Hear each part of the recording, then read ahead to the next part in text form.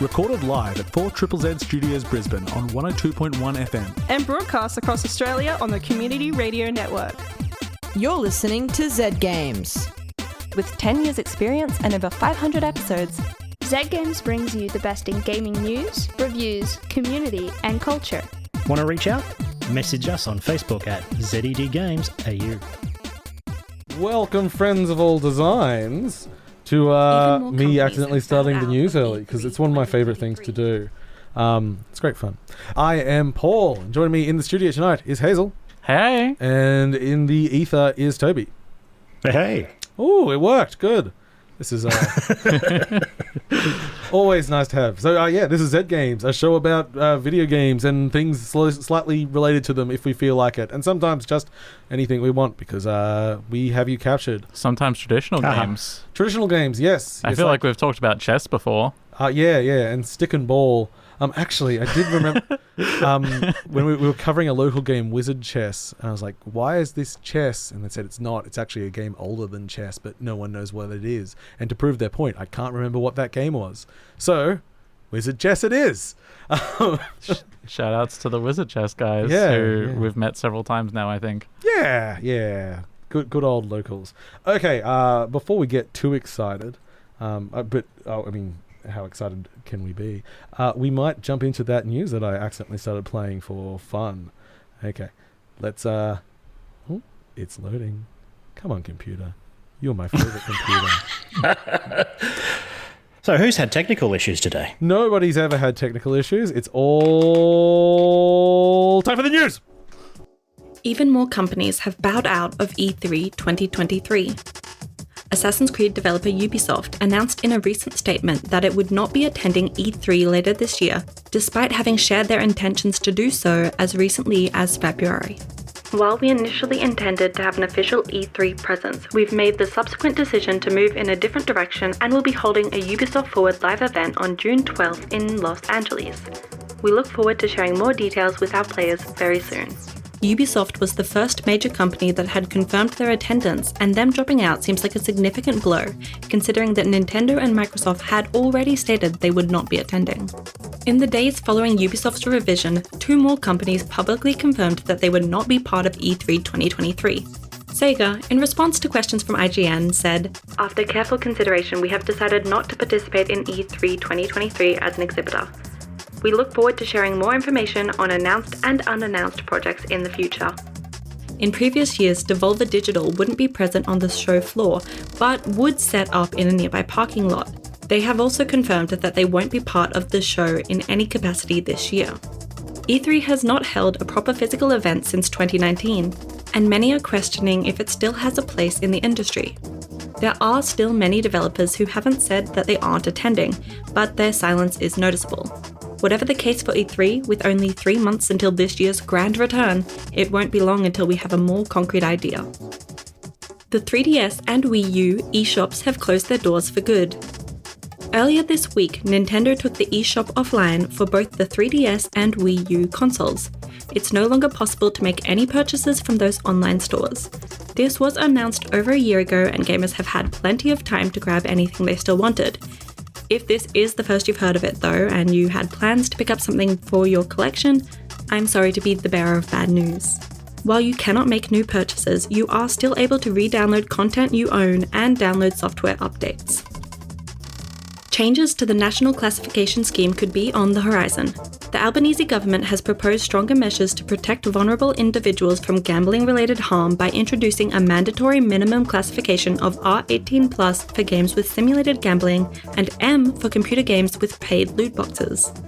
The proposal responds to the fact that the current regulatory arrangements for classification are incompatible with digital media, leading to non-compliant online content. The government plans to expand options for self-classification for the gaming industry in line with Australian classification guidelines, making it simpler and more cost-effective for the industry to classify their content. The proposed changes will help set the National Classification Scheme on the right path forward and ensure Australian families and consumers can benefit from trusted and reliable information to guide their media choices. Multiversus is going offline and will return in 2024. Player First Games has announced that the open beta for their 2022 fighting game Multiversus is coming to an end, and that the game will shut down until early 2024. It's being pulled from digital stores on April 4th and will go offline sometime in June. Multiversus released on the 19th of July 2022, which means it will have been live and playable for about a year by the time it goes offline. Many players have voiced their frustration with the announcement, claiming the developer was not transparent with these plans. Especially upset are those who have spent money on cosmetics or the Founders Pack and will not have access to these purchases, some of which cost more than $100, until the game returns. And here are some upcoming game releases. On April 4th, Meet Your Maker is coming to PC, PS4, PS5, Xbox One, and Xbox XS. Row 96 Mile Zero is coming to PC, PS4, PS5, Xbox XS, Xbox One, and Switch. On April 5th, Movie House, the film studio tycoon, is coming to PC. On April 6th, we have Curse of the Sea Rats coming to PC, PS4, PS5, Xbox XS, Xbox One, and the Switch. We have Everspace 2 releasing for PC, The Library of Babel also releasing for PC, and an early access release of Raven's Watch coming to PC. And finally, a shout out to two big names in gaming that are coming out with a movie this week. We have the Dungeons & Dragons movie on March 30th, which is the date today.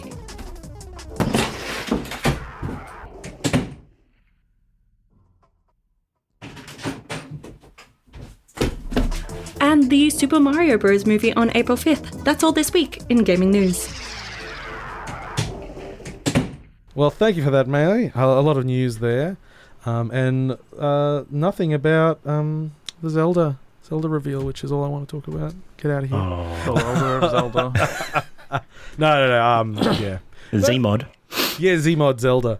Yeah, it's I love the very quick backstory, because it's not really news. They just showed some more of the new Zelda, which is out in like a month and a bit.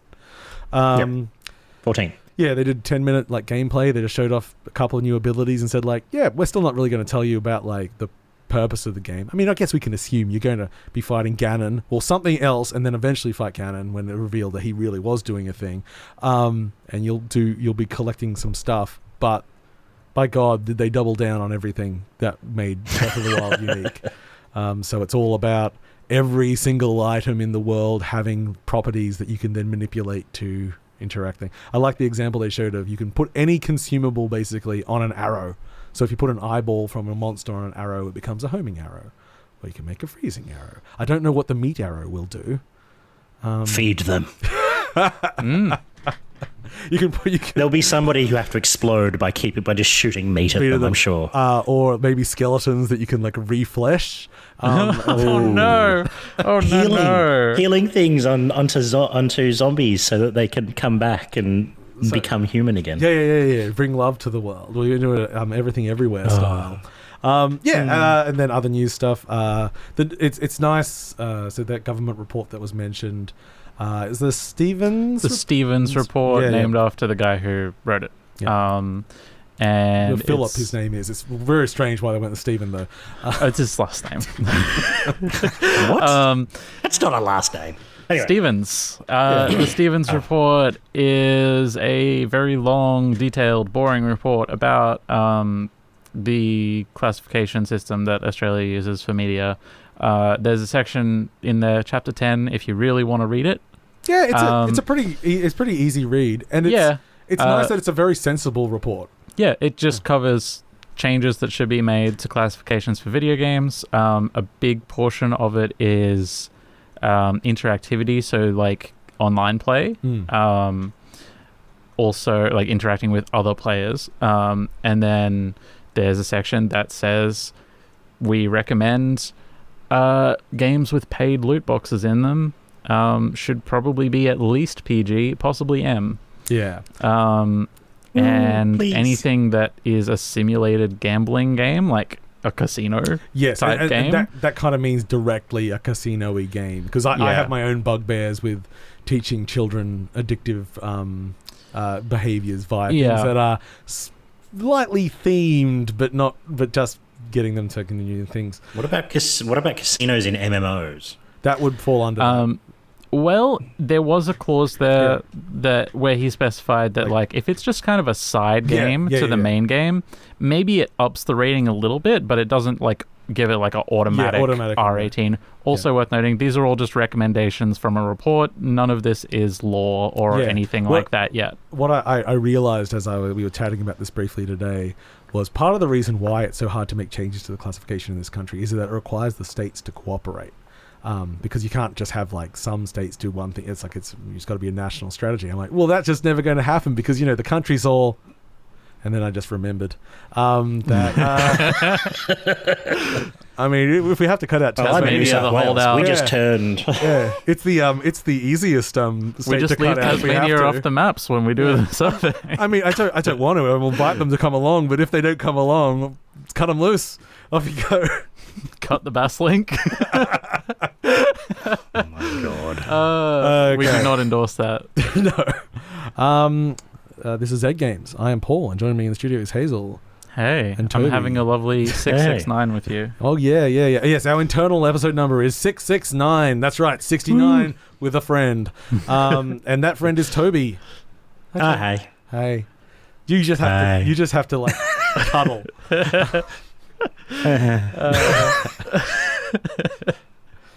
I'm good. I'll stay over here. Okay. They're just numbers. It means nothing. Now, both Hazel and I are kind of going to dual review a video game. And since I'm in here live, we all know what that means. What? We're gonna do some stupid intro, because we do it live. Yeah, this game is Terra Nil. You're gonna see some birds. You're gonna grow some cactus. I don't know. Do you think about that before, or no? It just comes out. It's got to be. And the only thing that I really have to try to get in my brain is because I kind of do the same thing every time, like the up and down, and like, I need to find a different rhythm. You got to flow. Yeah. See if we can get there. Oh, that's good to know. I've brought up some Terra Nil sound now in the background. Now, time for some exciting. This game is by Free Lives, the makers, of course, of Broforce and Genital Jousting. Yeah, and a high bar. Yes, and they're back with a... Have you never played Genital Jousting, Tobi? No, I played both of them. I wouldn't have seen them make this game. Well, shut up, Tobi. Now You're it's time wrong. for you to learn. So Terra Nil's base concept is it is a strategy game is where it's sort of classed, but I put it as a puzzle strategy game primarily, where we have a destroyed, let's just call it Earth, and we are bringing vegetation back. We are trying to make the world and ecosystem strong again and recover from the devastation of terrible, terrible people like us. If you feel like you're having deja vu because you're a regular listener, I did talk about the demo for this back during Steam Next Fest. Oh, yes, I remember we did that. But this is the full game. This is the full game. This is the full release. Now, Hazel, from some of the comments in there, I deliberately have not discussed this game at all with you. Yeah. You seemed slightly more critical of it than perhaps I will be, so I would like to throw to your takes now. Like... So much sighing. It's so beautiful. It's so beautiful. It's so peaceful. It's so nice. But I feel like a lot of the gameplay is a bit unintuitive. Okay, yeah. I think maybe we're weighting them differently, but I am very much on board with you. Yeah. It made me not want to keep playing after I had experienced the beauty of the game. If that makes sense. It had a bit of a different effect on me. So the general structure of the game is like this game is really short for a strategy game. It's 4. Oh yeah. It is 4 levels until credits. But the thing is, that's kind of mischaracterizing what the game is. There's another 4 levels, but they're kind of just shuffles of the last 4. Well, because this is the thing. It is 4 games and then a remix of the games. The initial... So basically, you're deserted wasteland, you refertilize the soil, water it, blah-de-blah, get some power, build some stuff.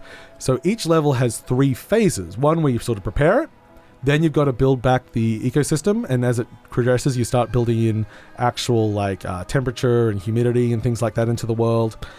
And then in the last one, you get to try and bring animals back by observing them in certain environments. That's a bit more of like a hidden object game almost, a little puzzle element.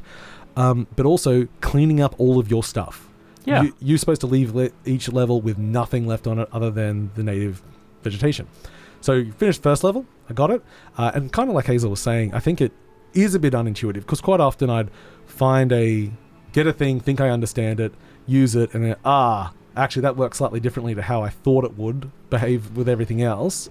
Thankfully you can reverse, but you can only go one step back. Yeah, you can only undo one thing. So if you think you've figured out a grand strategy to just absolutely wipe the level, you're going to do an amazing job. You get 10 steps into it, and then you realize that it doesn't work the way you think it did. You're just stuck with all the changes you just made, and you're probably out of resources. So kind of almost every level, I kind of stopped at some point and restarted. I didn't fully restart, but I restarted the phase a lot. Oh, yeah.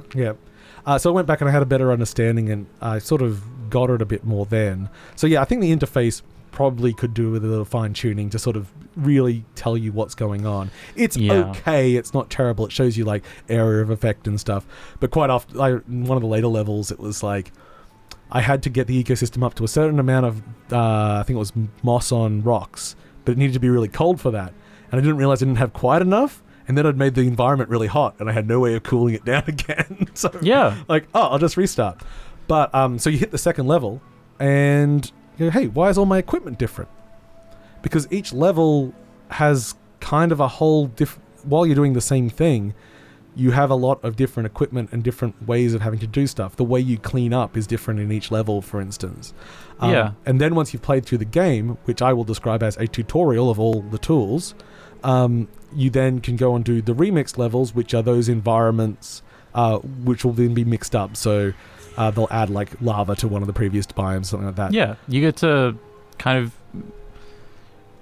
you get like some of the mechanics from one of the levels you played, some of the mechanics from another one, and you get to mix them up and do different stuff, which is, I think it was a creative way to get more content out of the game. Yeah. Well, the thing is, and while we say levels, the levels are procedurally generated.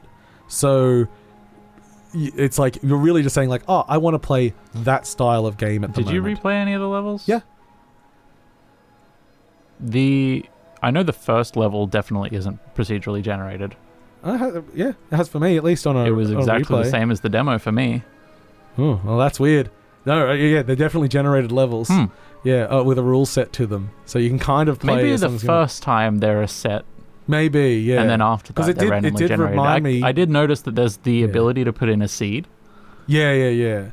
So, I think the only thing kind of lacking is a way for users to remix the scenarios as well, because it's just got like the 8 set ones, and while and these things normally took me like about an hour each, maybe a little bit, probably on a proper playthrough an hour each, because there's no time pressure. If you take your time to enjoy it, and look in, it's nice. And I played it on Steam Deck and on PC. The thing that really got me is that when you make a change, say one of the core mechanics is detoxifying soil and then irrigating the soil to grow grassland. Yep. That's one of the first things you do on pretty much every level.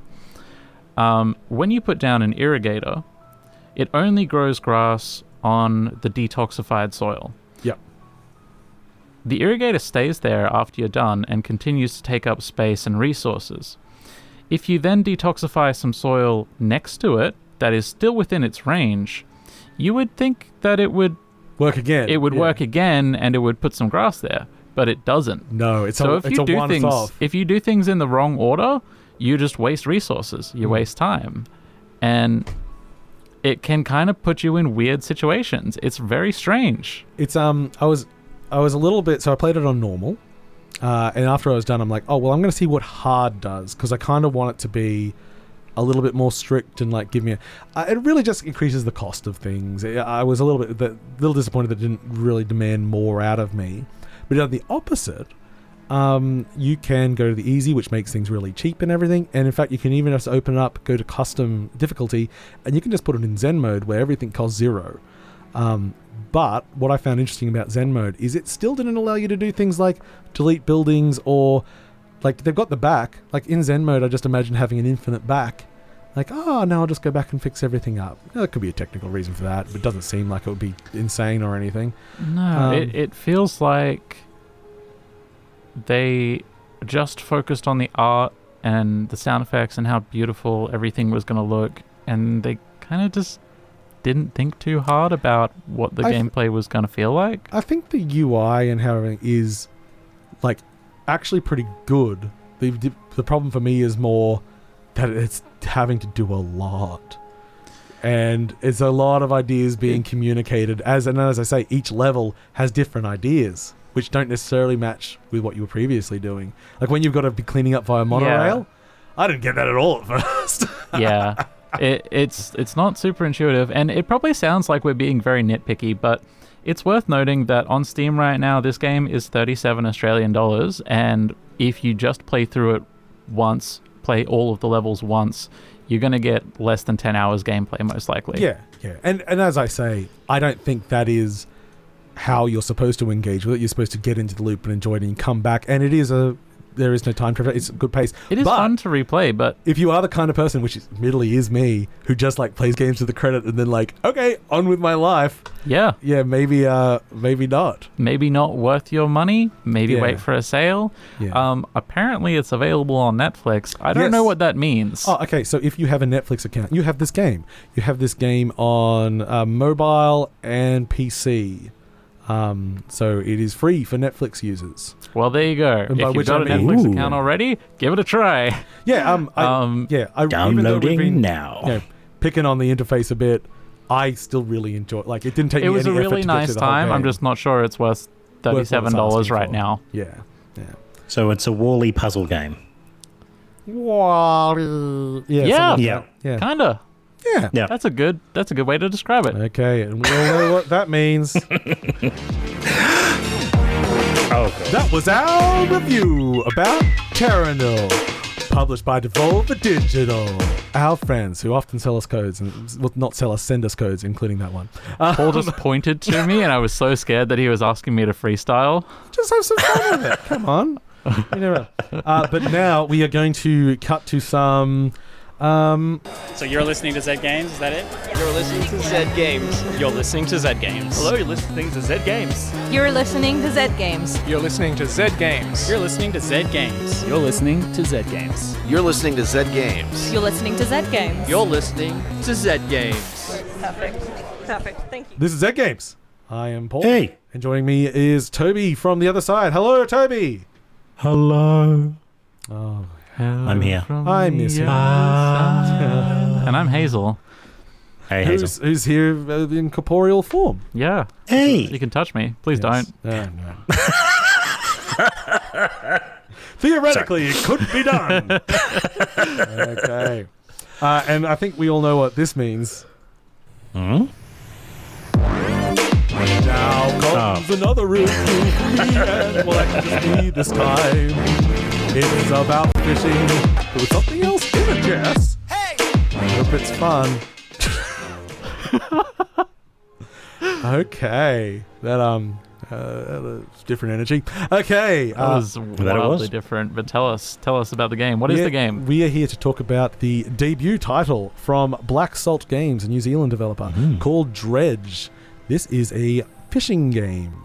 With its little twist being that it is also a horror game based on a very Cthulhian, Lovecraftian mythos, but I think it's an original one. So you are a fisherman, your boat's been scuttled, you wake up in a town and you are given a boat and you got a little debt to repay. Actually, it must be the fastest repaid debt in the world. I think that took about 3 minutes to repay the debt. I thought it'd be one of those games where you're just paying it off the whole time. It's like, Tom Nook situation. You brought us $20 worth of fish? Huh, the boat's yours. Off you go. I'm like, oh, thank you.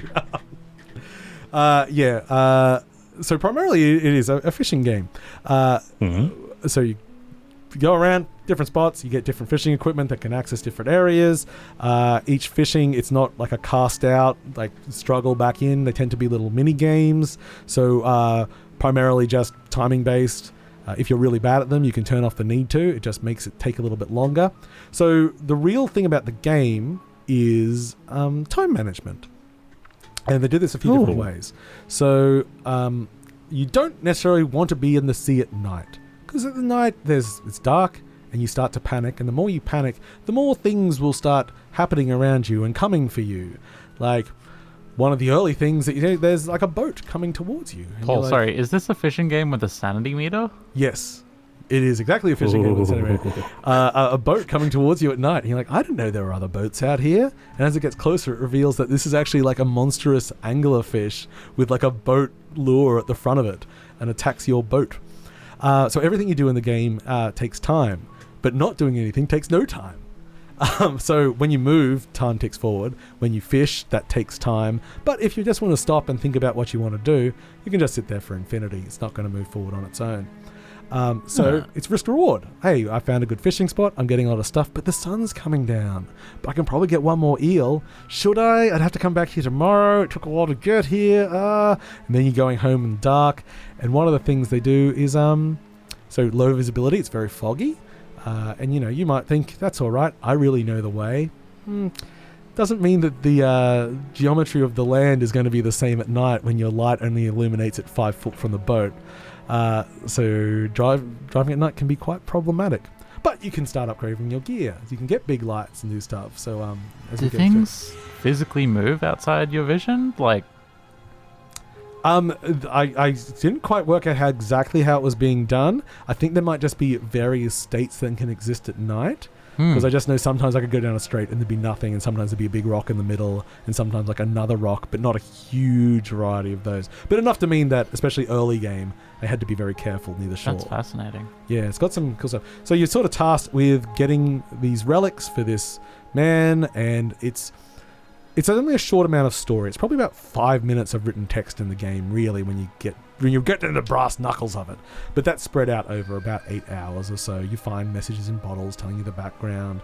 And you meet lots of people around, you discover a bit of background, but mostly it's going around finding weird things, fishing, lots of mutated versions of the ships, of the things that you do. And probably the only thing that I don't like about reviewing this game at this point is that it is coming out tomorrow our time. Like, I think there's about 8 hours left before it comes out. There are mysteries in this game that I don't know, and I can't ask anyone because it's not out. I have a feeling from some of the dialogue there is an alternative ending or an alternative goal to the game that I haven't worked out.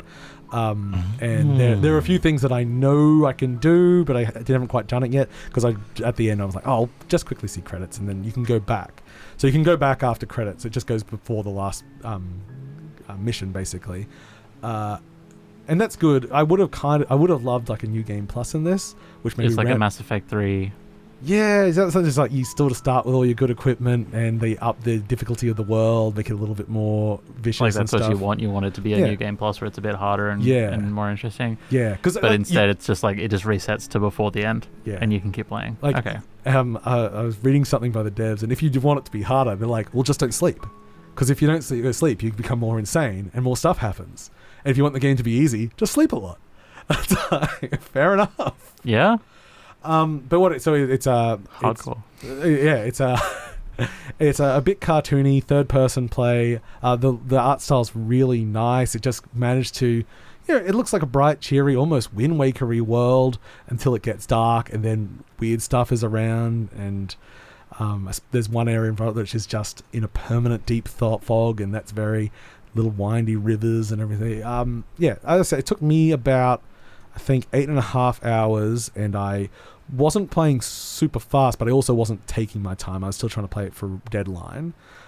So like, I reckon you could probably blast through the game in like 4 hours if you're like, I'm going to do the mission, done. But I reckon you could also spend like 20 plus hours in it if you like fishing games. Because there's like a big encyclopedia to fill out of all the fish, catching everything, all the varieties. There's some fish challenges around.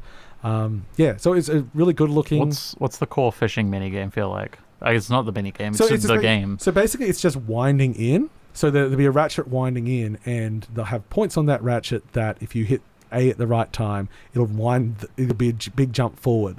So for a lot of those ones, it's if you just didn't touch it at all, it would come in, but just much slower and take a lot more time in the day before you start going crazy.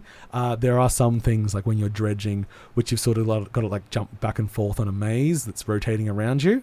It's pretty simple, but it is it's more timing based, which, as I say, you can turn off in the settings if you struggle with that sort of thing. I don't think it's a struggle. I think it's sometimes you just muck up, and then you're like, it's good for the panic. Because it's not overly difficult, but you will sometimes still make a mistake, and then it's like, oh no, it's 11 o'clock at night and the weird snake thing's coming out. Oh gosh. It's 6:53 at night, and yeah, we've got a show to wrap up. That's right. I hate having to stop talking, so you know what that means.